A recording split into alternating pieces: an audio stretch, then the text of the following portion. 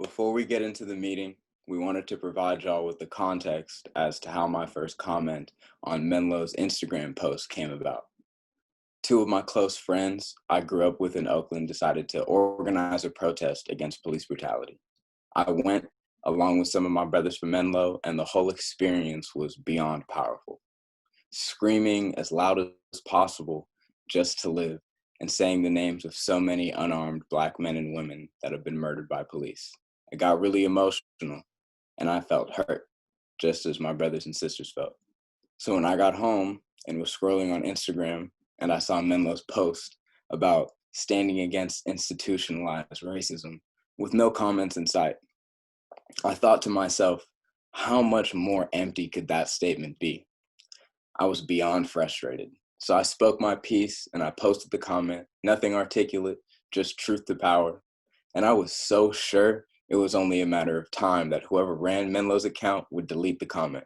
So I screenshotted the post and sent it into a group chat that includes a few of my peers at Menlo solely for validation that I did comment on the post and it was inevitably going to be deleted by administration.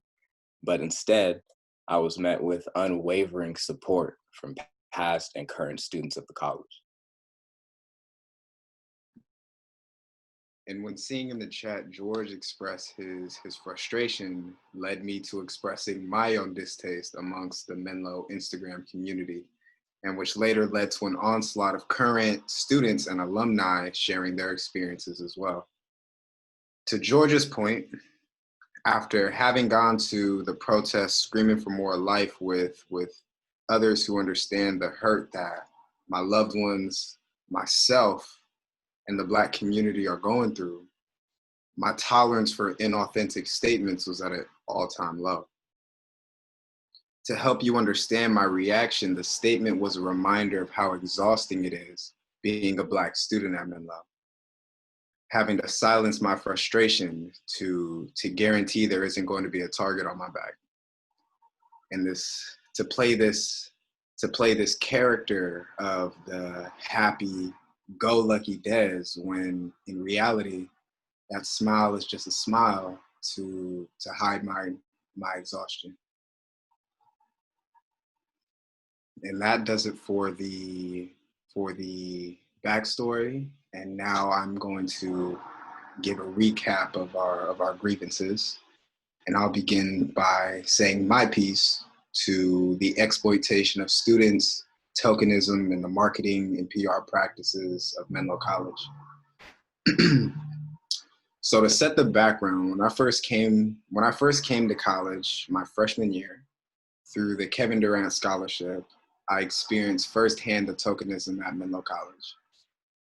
Before coming into Menlo, I was met with a myriad of emails welcoming me to the Menlo community, but it didn't take long for me to realize that there was a reason why my image was being flashed all over the inboxes of students.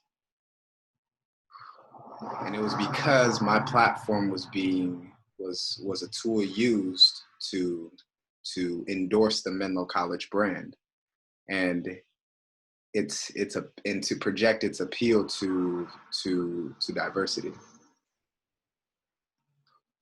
I've seen many advertisements placed via social media promoting the Kevin Durant Scholarship and myself, all without my consent. And what this later manifested into is the misconception that people of color are represented, that they are heard, and that they are valued on this campus. And it also led to the further manipulation of myself by Menlo's exploitation of my platform, which laid the foundation for how I would be treated once I got to campus. This has established an inappropriate power dynamic between admin and students who are being tokenized, and those who speak out are often ridiculed with politicking, and if you don't speak out, it daunts on our self-esteem.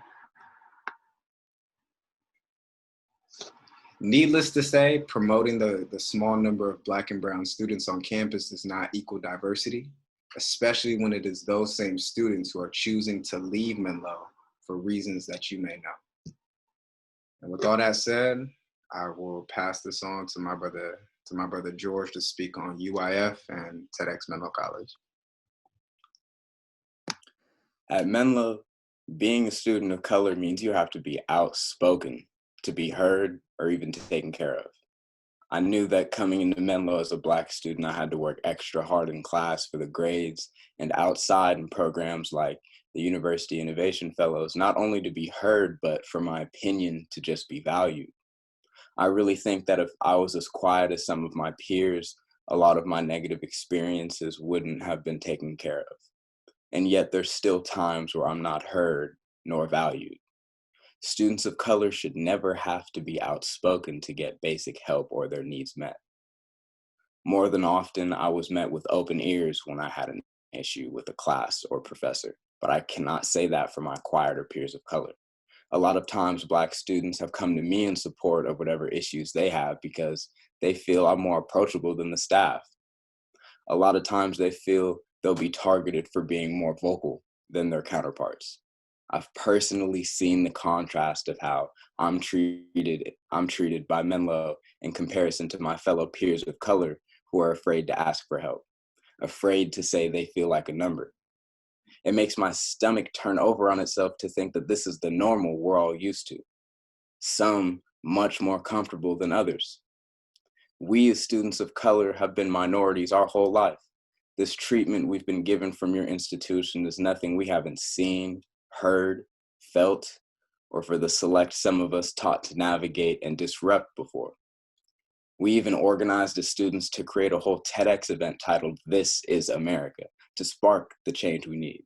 And even for the TEDx event, we were met with roadblock after roadblock. For example, during the critical points of our TEDx rehearsals, the director of the oral communications for Menlo had her cultural insensitivity at an all-time low, where we as organizers felt it, to downplaying our speakers' stories as immigrants, to hijacking the ownership of the event. And even Dr. Kim Tran, one of our speakers, told us, quote, "We need to stop letting these white people walk all over us." And when we came to the institution for support, we were met with politicking and pivots, no genuine support or action, just more silent endorsement of her behavior.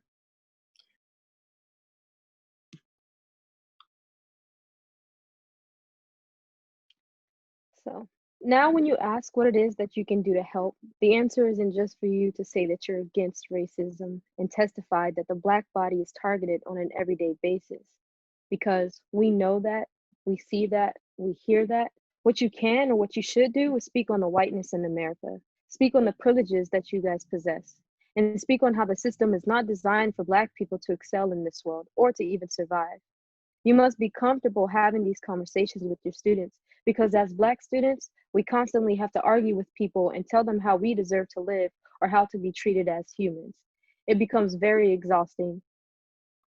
And you also have the obligation and power to provide your students with a resourceful, unbiased, and inclusive environment. And I want to speak on when I was an RA. I just find it very important that you guys understand that words do have historical context. And interpersonal social relationships with students is something that needs to be re-examined. Literally, the way that I deliver a message will be interpreted different from a person who isn't of color. And you're going to have to be comfortable with being uncomfortable having this conversation and being told the wrongdoings of your actions. So when you are signing an emotional label that doesn't hold true to my true emotion, it becomes very offensive. Because I am direct and able to communicate what I wanted to say the first time, I'm deemed as a person who couldn't handle confrontation. And so I act out on emotion. And newsflash, you're projecting onto me your fears and your weaknesses. You fear my strength, confidence, and assertiveness. And you're not used to having women like me in your presence, and that's fine. But I'm here and I'm not going to change myself because you're not used to me or because you're scared. And also speaking on the student affairs situation with layoffs, I wanted to start off by saying that it has been brought to you guys' attention before that the representative of multicultural services was taken away. And one of the reasons that I heard behind this whole operation was because you guys have to think strategically about a position that would cause less harm if taken away. And do you know what that did? It caused harm by taking a woman of color and also a strong suit in that office.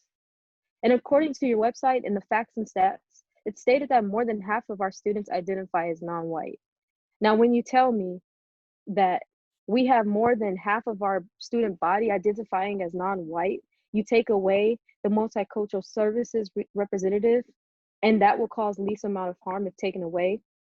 I know you guys were there in the meeting when we had the open discussion about all of the new changes on campus. And it just sucks that you guys aren't transparent with the new changes that goes on in the school. It's like you guys speak on what you believe would benefit the students without actually knowing how it would affect them. And what makes it also bad is that even if you didn't have the funds to keep everyone in the office, you got rid of a position in the middle of the school year. One of the school years that had the maximum capacity, where students couldn't even live on a campus. And I want to talk about the impact. So the campus is located in the richest zip code in America.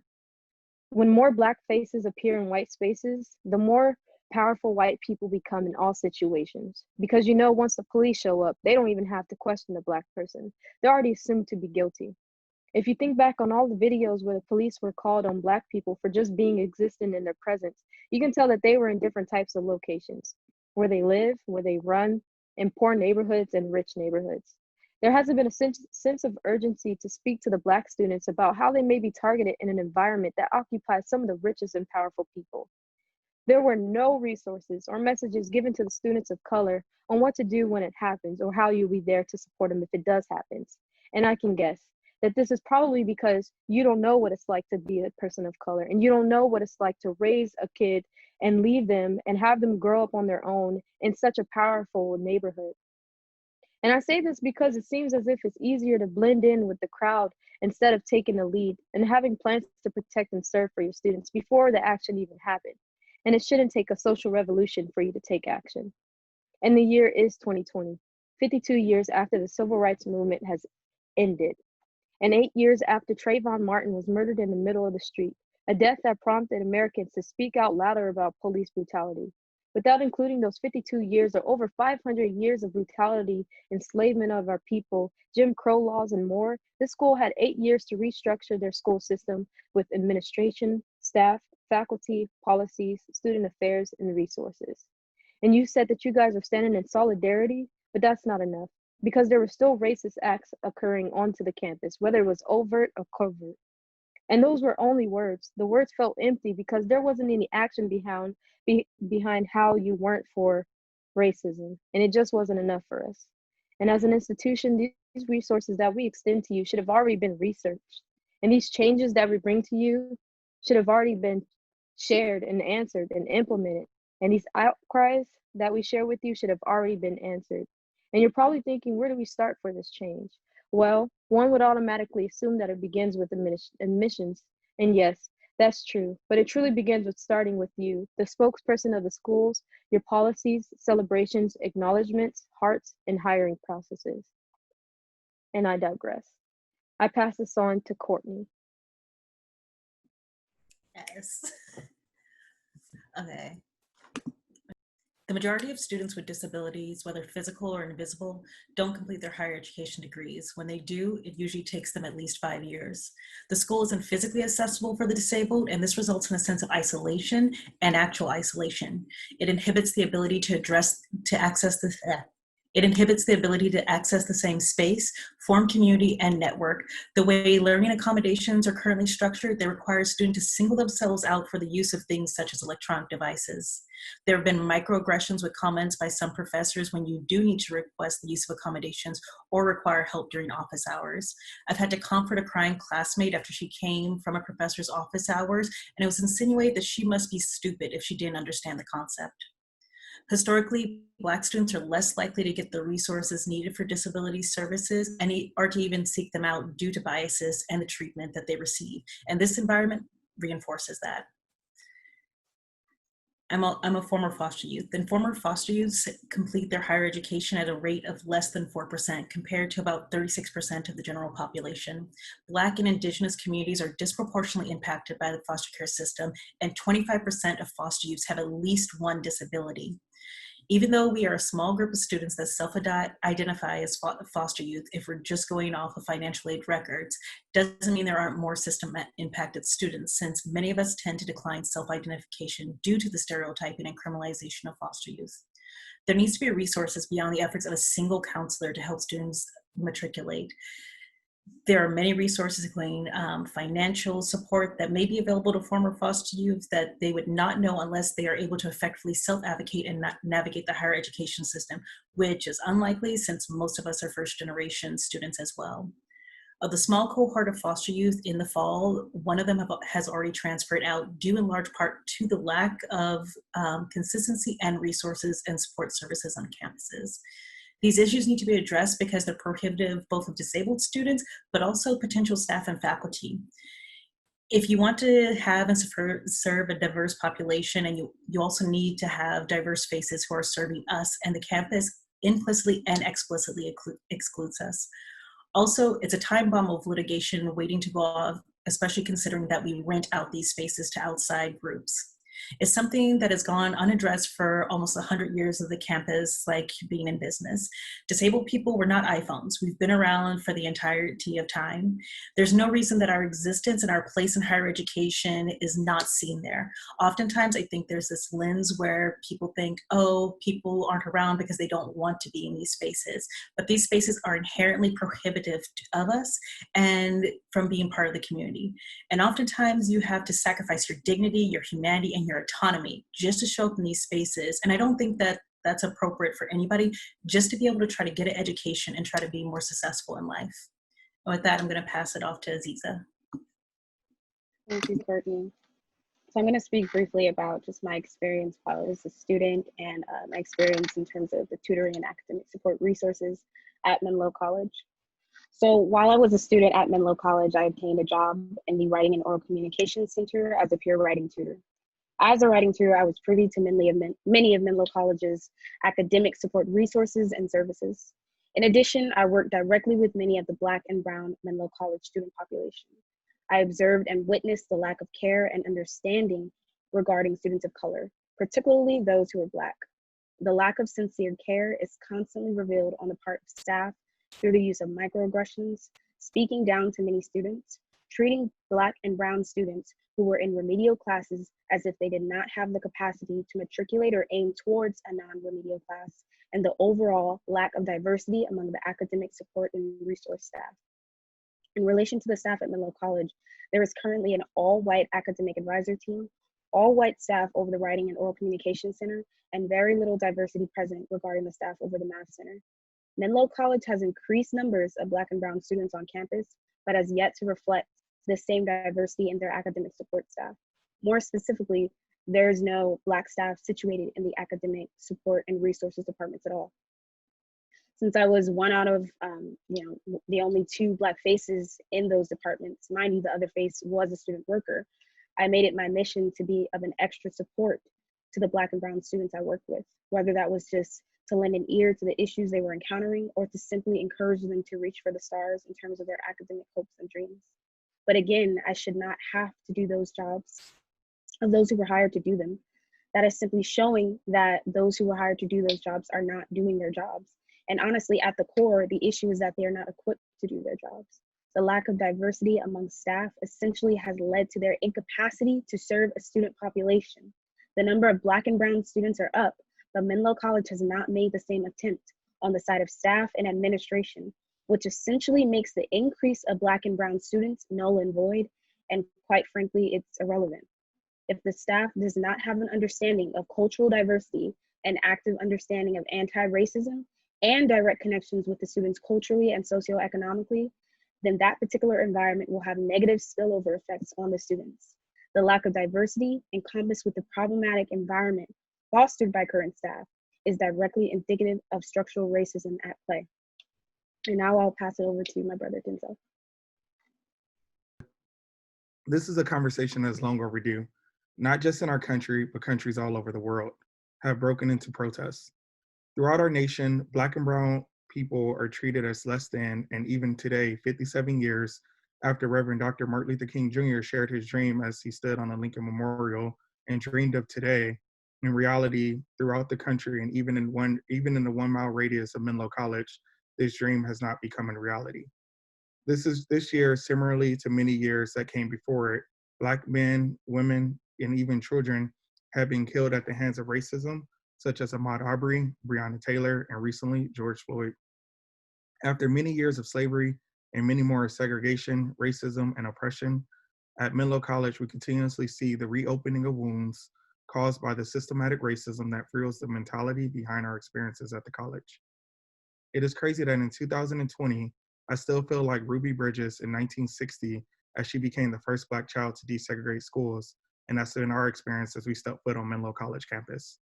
We are living in a world in which the color of our skin is viewed as a threat and our hands are viewed as weapons. Growing up, my mother used to encourage me to go to school, get an education, and have the right to a better life. In reality, this idea and principle got a lot harder to accomplish just by the simple fact of the color of my skin. When I got to college, I realized that my story was not an isolated event, however, a story that has only wrapped around the nation, and that has not only wrapped around the nation, but the world. Black lives have been seen as less than, and we had to fight for things that should be naturally our given right. From the day I stepped foot at Menlo College, I realized that these injustices were not just just in people, but in a system that was not created to serve students that looked like me. If you do not believe me, let's take a look at the 90-year history of Menlo College in its own textbook, in which in 1966, students proposed a question of whether or not to allow Black students to attend the school, and the response was written in a book. If you give them an inch, they will take a mile, referring to the Black students that would soon attend Menlo College. Realizing that this was a fact of at Menlo College and rooted in its culture, we created Black Leaders on Campus, an organization that was designed to be an umbrella organization for Black educated men, Black educated women, and Black Student Union that advocated for Black students on and off of campus. Black served as to unite students of color on college campuses by focusing on recruitment, retention, and changing the perception of Black students. In reality, this is a meaningful cause, but to Menlo, it was not our place. We've exposed over 10,000 Black students to Menlo College, hosted 3 college tours, and multiple events on and off campus. This cost us over $100,000, and the college itself contributed nearly $500 outside of SGA funds. On one of our college tours, Linda Tuchel, who is the president's executive assistant, pushed a Black high school student and yelled at the group, telling them to come into the school like they had home training. At another event, she told us not to play none of that yucky music, referring to the very music that contributes to our culture of who we are as Black people. Following that event, she looked at 2 brown students and told them that they were not Black enough and should not be a part of the program. Our Dean of Student Affairs, on another note, told us that we were unorganized, and when we asked for examples, were not able to show any of them to us and told us to stay in a child's place. Our advisors called a meeting with the Dean of Student Affairs, admissions, Shacho, Saba, and myself, and in that room, no one had anything to say about our concerns that we had and how processes were more difficult for us than other students. When she did not get our way during the meeting and our team shared every step that we took to organize this event, our dean could not answer the questions that we proposed. She then rushed out the room. On another occasion, the Dean of Student Affairs made comments about our organization that was untrue and purposely made things difficult for us. On October 23rd, the dean requested to meet with me to check in about the trip, how the trip went, quote unquote. During this meeting, she did not ask anything about the trip and instead proceeded to yell about the unprofessionalism of CCing other of our advisors when we had a disagreement with her. I explained how I do not see that as a unprofessional act, but more so making sure that our advisors were included in the conversations that we're having. When Block kicked off our first college tour, an admission counselor told us that she does not recruit in those areas, referring to Compton, Watts, and South Central, and stated how brave we were to do so. At the opening of a Dorothy Scala Alumni Center, a board member approached Rosetta, Saba, and myself and asked us if the screen door reminded us of the ghetto. Shortly following that encounter, another board member accidentally calling Rosetta Terry, and once Rosetta addressed them and told him that she was not Terry, his response was, "All Black women look alike from behind." These are just a few experiences that shaped my experience at Menlo College and all of ours as well. And this is one person's experience, but aligns with every single Black student that walks on this campus. And now I pass it to my brother Ngozi. Thank you, Denzel. First, I'd like to echo a lot of the points of my brothers and sisters who spoke before me, which is we're here standing not just for ourselves and in our truth, but also standing for the countless Black students before us who either didn't feel like they were able to speak up, or who came to Menlo and felt alone, or didn't feel supported, didn't feel welcomed, and left after one semester, or didn't even make it a full semester. Or the students who had to endure microaggressions and had to deal with that. So a lot of what we've discussed during this call has been about accountability. I'll say that this comes out of a place of love, because I think a lot of us do have love for some of the experiences that we had at Menlo and for some of the people that we met. But true love is about accountability, is about speaking truth to power, and calling Menlo really to live up to the way that it likes to advertise itself, the way that it likes to speak about itself as a school for sort of diversity and for a diverse, supporting a diverse group of students. Now, I'd like to get a little bit into the remediation process that we are proposing. We've expressed our grievances, and now this is our proposal for how we can address these concerns and really move forward together for future generations of Menlo College students. So we've established a 5-phase system. Currently, we're in phase 1 of defining the problem and presenting our manifesto and demands. The next step is we're expecting a written response from the institution addressing our demands and grievances, and really outlining an action plan for how to really deal with this. Now, there will also be a part of that a projected timeline and the creation of a task force to address these concerns. Now, next we'll go into feedback, data collection, and analysis. And just to pause a little bit on the data point, I think it's a really great statement to be able to say that over 50% of students identify as non-white, but that doesn't tell the whole story. What we have to look at is, what does the retention look like? Are students staying? What does the qualitative and quantitative data look like in terms of students' experiences at Menlo, particularly Black and brown students? Not just the fact that Menlo has a diverse student body, but that each and every one of those students, particularly Black and brown students, feel supported each step along the way, and that there are institutional policies put into place and action taken to make sure that no student has to deal with a lot of the experiences and grievances that we've detailed thus far. Next also will be the developmental phase. That's the development of an institutional response and policies and systems. We're not just asking for a statement. The time for words is past. We are long past that time. We're asking for action and dismantling institutions that perpetuate this behavior, and building up institutions and building up policies and systems that actively act against the microaggressions and the racialized language, et cetera, because again, to quote Angela Davis, it's not just enough not to be racist. You must be actively anti-racist. And that is what we are calling for from Menlo College. And now I'll pass to Saba for the action steps. Thank you. First, I want to express my appreciation and just how proud I am of not just only this group of alumni and current students, but to the wider Menlo community who has shown so much support through this whole process. As a current staff member at Menlo College, I find myself in a very interesting position, as I am living in both worlds, and I'm able to see the grievances of my fellow peers, and also some of the workings within the institution. What I am about to outline is our action items, as well as the perspective of a staff member, and what I think that we can be implementing to make changes at Menlo College. We as an institution need accountability. Accountability for staff, faculty, and students that uphold any racial or prejudicial biases. When a non-Black student says something racist in an academic setting or uses racialized language in class, it is up to that faculty member to monitor the language and educate the whole class on why that language is inappropriate. Conversations about race in the academic setting should be managed and held with transparency and honesty. You can't talk about racism in an academic setting without speaking about white privilege, the industrial prison complex, and institutionalized racism that impedes the success of Black and brown students.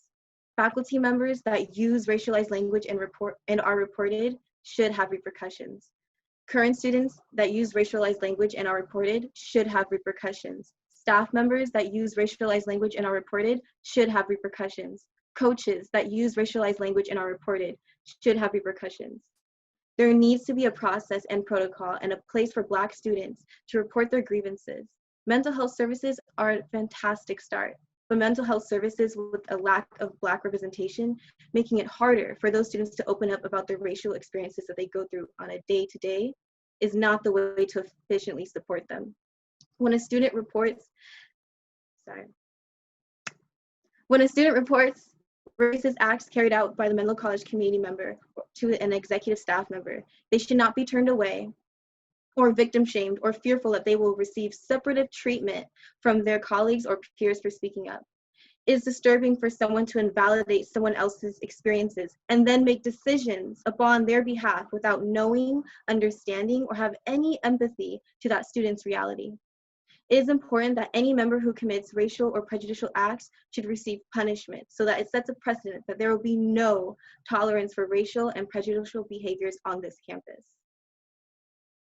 When we talk about diversity, we need more Black representation on our campus. This goes beyond recruiting people from different locations with different cultural backgrounds. As this college is located in the United States of America, it's completely dishonest to educate people about business systems and institutions they will work in without providing historical context into why and how these systems are set up the way they are. It is dishonest to teach about capitalism, but not be transparent about how the same capitalism was used to disparage Black and brown bodies, which contributed to the creation and continuation of this country. It is dishonest to talk about diversity and not speak about how anti-Blackness is the global pandemic. Therefore, people with a diverse background can and will still exhibit and hold racial and prejudicial biases. We need diversity in thought, diversity in perspective, and diversity in education and courses, and diversity in leadership roles, including the Board of Trustees, deans, and senior executives.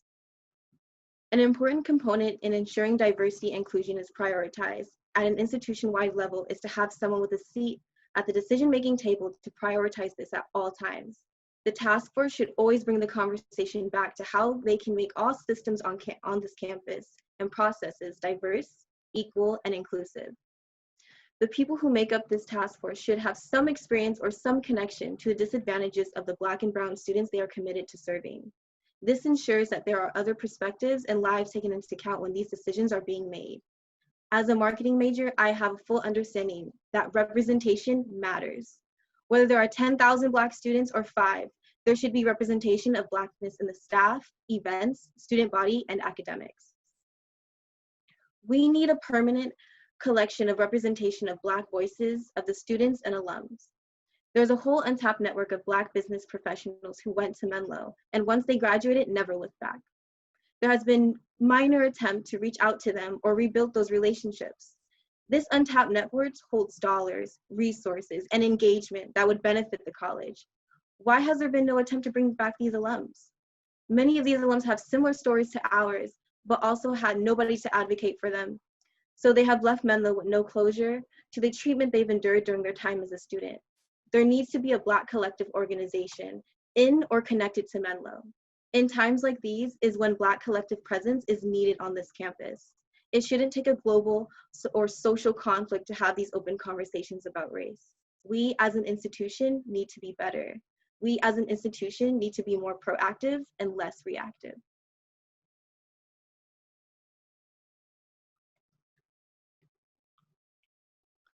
To close out, I wanted to reiterate and emphasize that none of our experiences are new.